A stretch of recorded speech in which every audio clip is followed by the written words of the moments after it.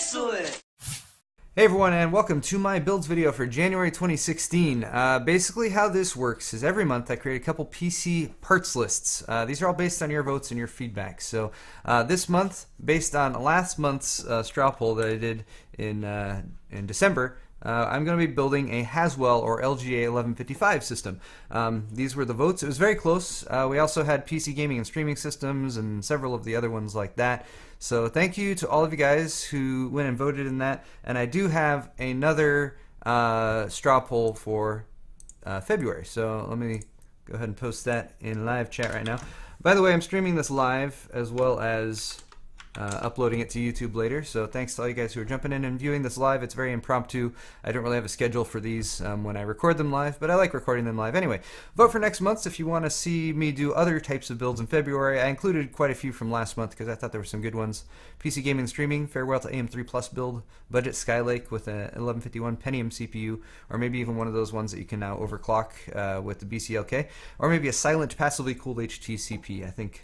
Or HTPC. I think all of those would be fairly exciting. So for this month I'm doing an LGA 1150 build. That's a little bit older. LGA 1150 is not the current most up-to-date generation socket from Intel. There's currently Skylake, which is LGA 1151. So what we're doing here is delving into just the recent past in order to make things hopefully a little bit more budget friendly. And since I was also doing a second build this month based around this processor right here, which is Intel's G3258 dual-core overclockable Pentium Anniversary Edition, actually both of these systems are going to be LGA 1150. So go back a month or two if you want to see some Skylake builds. I've already done a few of those. The first one is going to be a gaming system based on your request. It's going to be about $800 price point. Second one that I've put together is going to be about a $400 price point with the G3258. It's a little expensive for a G3258, but I'm actually going to be building this system for my parents next week. I'm going to be updating their extremely old and slow computer that they're currently using right now, updating them to an SSD and all that good stuff. And I will be doing a video on that, so subscribe to my channel if you want to see that when it's out. A few quick notes before we dive into the first build's parts list. One is that the cost I'm listing is just for the system and the hardware. This does not include monitor or peripherals unless I say otherwise. Also does not include an operating system, although Kingwin is a great place to do that, and you can get Windows 10 for like 20 to 40 bucks depending on whether you go OEM or not. I also am going to be using PC Part Picker because it makes for easy PC parts shopping. They also have compatibility filters and all that good stuff, and links to these builds are going to be in the description below on YouTube. Sorry to you guys watching live, I don't have them ready for you quite yet. There's also going to be a straw poll link to this February voting, so you guys can go and vote on that and let me know what you want to see. Oh, I'm zooming in on the chat instead of this over here. Here. That's better. All right. Then you can tell me what you want to see in February. Okay, let's dive right into the first build. That's this one right here, PC Part Picker. So this is about an $800 bang for the buck LGA 1150 PC. And I'll be honest, I don't usually build with older hardware like this. We're hitting sort of a weird sort of transition point when it comes to the Haswell stuff, which is that the motherboards are starting to already get harder to find. You need a Z87 or Z97 motherboard if you want at least an overclockable Intel Haswell chip. For this particular build, I went with the 4690K. And then the other thing I did, since this is supposed to be a bang for the buck system, is that I did include, or I'm at least going to reference quite a bit for mail-in rebates, because mail-in rebates are a great way to really save on a system. You just have to be able to do that upfront cost and then be diligent about, well, first testing your build and then turning in the mail-in rebates like right away. All right, so our first product is going to be, of course, the 4690K. I kind of had a few other options here. There's, of course, the lesser i5s that are available, but they're not overclockable. There's also the Xeon 1233 V3 or whatever it is that you can also drop in here, which is a quad core, which you can get for about $220. Now this one, if you want a really good deal on it, 220 bucks, you can get it for in-store pickup at Micro Center. Chances are if you're buying this online, though, you're going to be paying about $230 to $240. Bear in mind that a 6600K is going for about $25 to $35 more than that. So that's the price cut you're getting by going with a older processor on here. And when it comes strictly to gaming, you're not going to see much of a performance boost by going with Skylake. The main reason why you might go with Skylake over this is just for the newer technology that's available, the newer motherboards, stuff like NVMe support, faster M.2 connections, and that kind of thing. Anyway, though, so I stuck with the 4690K, and that's what the rest of the build is based around. And you'll see down here at the bottom, my total price came out to, well, if I show you guys, total price came out to a little over $800, but that's not including mail-in rebates. So, for instance, if we look at the Hyper 212 Evo, which I chose, which is just kind of the default, you can get it for as cheap as $25 with a $10 mail-in rebate, or about $30 if you're just buying it straight up. The motherboard is the ASRock Z97 Extreme 3. This is a lower end Z97 motherboard, but again, here's where we're running into some difficulties with actually finding compatible motherboards for Z97. They stock at retailers like Newegg that sell new product is getting smaller and smaller, and usually with PC hardware there's a transition. Stock will start to drop off as parts get, say, a year to two old, depending on what part you're talking about, and then you'll have these secondary retailers who still have new product, but they grossly overprice it. So for instance, I was looking at 4770Ks as a possible option for this. Those are all selling at retail for like $420+, which is absurd. Don't buy a 4770K for that when you can get a 6700K, which is 2 years newer, for cheaper. Anyway, you can still get $100-ish motherboards though in Z97. This is a pretty decent little offering from ASRock. It's blue and black overall. Color scheme is always the first to go when it comes to budget builds, but this one again has a $20 mail-in rebate. So even though the price listed on the parts list is $100, you can actually get it for $80 if you include that mail-in rebate. So bear that in mind. For memory, I just went with this very simple Corsair Vengeance kit. Aesthetics go out the window here, but this is a great little kit. I've actually used this kit many times in different varieties. It's low profile, it's black, it blends in. The green PCB doesn't stand out at all once it's slotted in. And $35 for 8 gigs. And I don't care that it's 1600 speed, that's not going to affect anything. Okay, for the next thing we have our video card, and for that I went with AMD. This is a PowerColor PCS Plus Radeon R9 380. Very powerful GPU, a little bit more power hungry, but we have plenty of power for that. And 185 with, again, a $20 mail-in rebate, so you can get it down to 165. So again, if you're looking to bang for the buck, wrong click. If you're looking at bang for the buck and you're looking at all these prices I have listed here, most of these, or a lot of these, have mail-in rebates, so you can get it for even less than the 810 you see here, probably 750, even in the low 700s, if you were to be diligent and redeem all those. For a solid state drive, I went with the ADATA Premier SP550. $60 for a 250, 240 gig SSD is kind of like the price point I'm going for right now.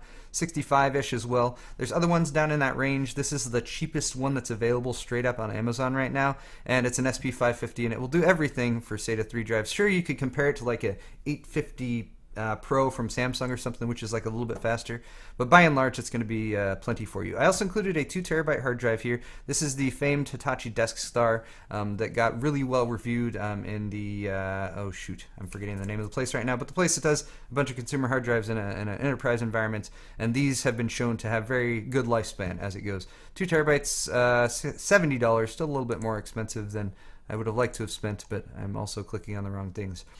Okay, that brings us to pretty much everything except the case and the power supply. Let's talk about the case and the power supply. This is a Roswell Galaxy-03. It's black, and it's $30 after a $10 mail-in rebate card. I hate the look of this case. I'm not going to even... This case looks disgusting. I hate it.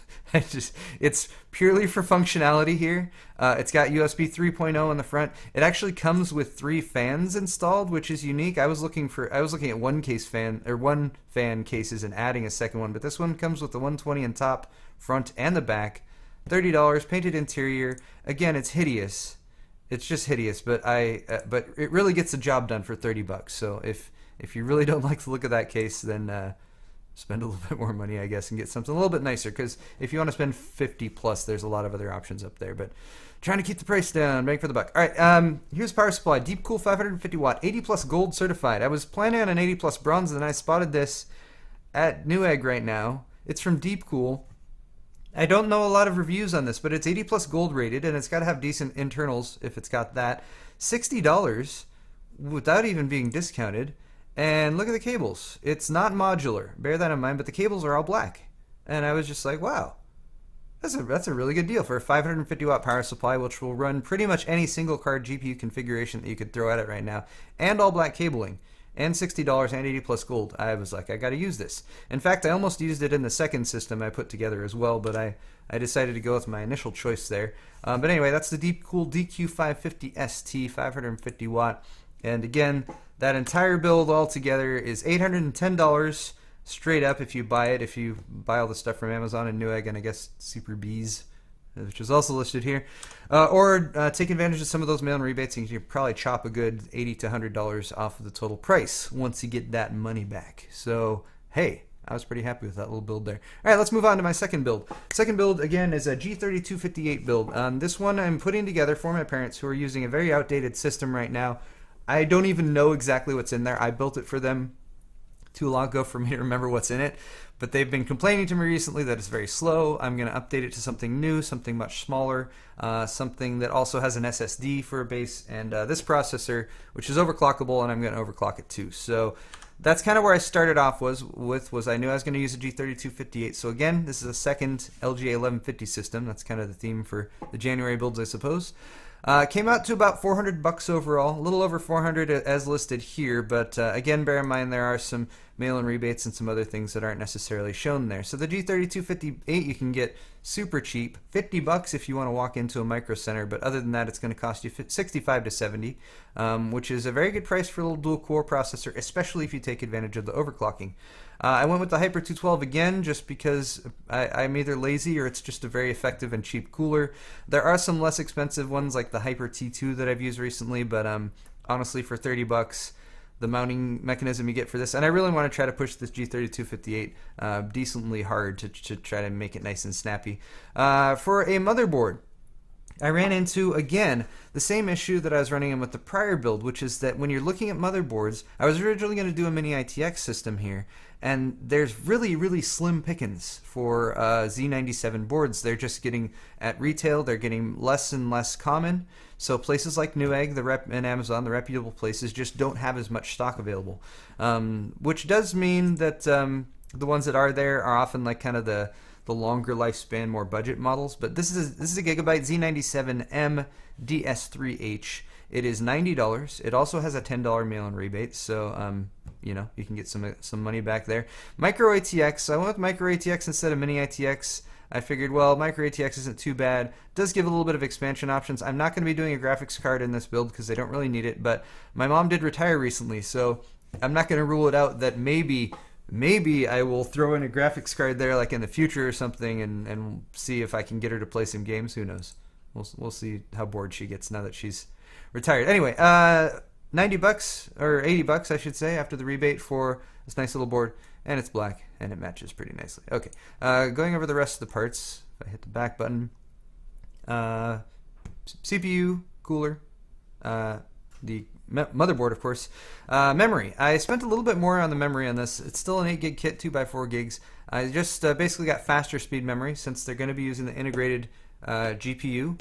Faster memory will improve the performance of that. So I went with 2400 speed. This is the cheapest 2400 speed memory kit I could find from G.Skill. $40 for 2400 speed. Look how tiny that little picture is. I'm sure you guys get the general idea, right? Anyway, it's the Aries series. Yeah, and again, I used the PC part picker drill down stuff for a 2x4 gig kit. I chose the memory speeds that are a little bit faster, like 1866, 2400, 2600, 2666, and then I just sorted by price, and I chose the among the cheapest ones that were the fastest speed, looked the best, and were from brands I had heard of, like G.Skill. Anyway, for the SSD, I went with the exact same solid state drive from the build before. Again, $60 for 240 gig, and I don't tend to discriminate too much unless I'm actually buying an SSD like this, you know, specifically for use with, I don't know, video editing or something. Then I might look more closely at the actual full IOPS and megabytes per second. But look, pretty much any like decent SSD is going to be able to do above 500 megabytes per second reads and writes, and then 75,000 IOPS. That's perfectly adequate, especially for a home system. And then of course we wanted 240 gigs of space. All right, go back to my build. Where'd my build go? I lost it. Okay. Finally, we have a case and power supply. And again, here I went with something that I already have on hand, which is a Cooler Master Silencio 652. Now, the weird thing here is that you might notice I punched this in directly for $60. That is because the specific version that I wanted, which is the version without the window, which is the one that I have on hand here, is $60 at Newegg, $40 after a $20 mail-in rebate card. Very nice little case. It's very quiet. Comes with 2 fans that are also very quiet, so I felt this was worth spending a little bit more on, especially since it's for the parents and I want it to be quiet and I want it to look pretty sleek and all, and I didn't want to give them some hideous rose wool abomination case. Anyway, so gold award, silence award from overclock3d.net. This is a solid little case, and I like it, and I will build a mini ITX system in it. One thing to point out is that it does have 2 fans in that case, and one thing I noted when I looked at the motherboard was the motherboard only has 1 fan header. So I've also added this little guy here, or it's not actually on the parts list, but this is on Newegg. It's $2. It's just a sleeved 4-pin to splitter for fan header, so I can plug both of those case fans in for the Silencio, and everything will work. Lastly, it's a power supply, and here I also went with the Cooler Master one. This one, again, I almost swapped out for that Deepcool one because the Deepcool one is 80 plus gold, so who knows, I may still do that. We'll see how things go. This one is a little bit cheaper, like by about $5 at Newegg if you get it with the mail-in rebate right now, but the reason why it's not listed as cheap, or as cheap on PC Part Picker, is because it's sold out, or it's out of stock at Newegg right now. Get your featured sellers out of my face. Yeah, so anyway, go with the Deepcool one if this one's not available for you, but this one's also pretty decent from Cooler Master modular, so that's nice as well. Modular's nicer for a smaller case. I guess I was more considering the ITX possibility of that when I first chose this power supply, but hey, there you guys have it. My 2 builds. Again, I'm going to be building the second one here, the G32 58-bit base system. That will be for my parents. I'll be posting that on my channel here very, very soon. Thanks to all you guys who have jumped into chat and said hello. One thing to point out here before I go, when it comes to the Haswell-based systems, Haswell and the Haswell Refresh, is all of the overclocking on these processors is much more associated with the processor's capability than the motherboard's capability. So the high-end overclocking motherboards that they have for Z87 and Z97 will overclock just as well as the lowest end ones, unless you're talking about like exotic cooling and stuff like that. That's not the case for Skylake. Skylake, the power delivery has been moved back off of the processor, but it is nice if you're looking to overclock a Haswell processor, and if you're looking to get something like the builds I've done today, where you're trying to get a little bit more bang for the buck and you can find a bargain on slightly older parts, is even a lower end Z87 or Z97 motherboard will still overclock a 4690K just as well. So that's nice too. Anyway guys, that's all for this video. Thank you all again for joining me. Don't forget to vote for next month's builds via the link down there. Stay tuned for more videos coming up soon. I have a NAS build with Logan that I have been promising for quite a while. I'm actually going to finish that up. Also, you can check out my store, store.paulshardware.net, for shirts, mugs, and glasses. Hit the like button on the video if you enjoyed it. Subscribe to my channel for more stuff, and we'll see you all next time.